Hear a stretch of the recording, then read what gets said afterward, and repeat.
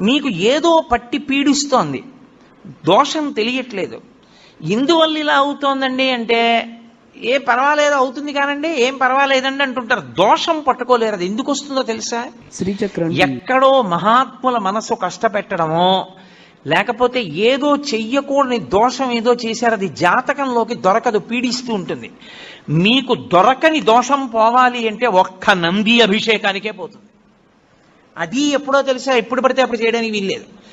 త్రయోదశి నాటి సాయంకాలం శివాలయంలో శివలింగానికి పొద్దున్న అభిషేకం అయిపోతుంది కాబట్టి అలంకారం చేసేసి రుద్రాధ్యాయంతో నందీశ్వరుడికి అభిషేకం చేస్తారు.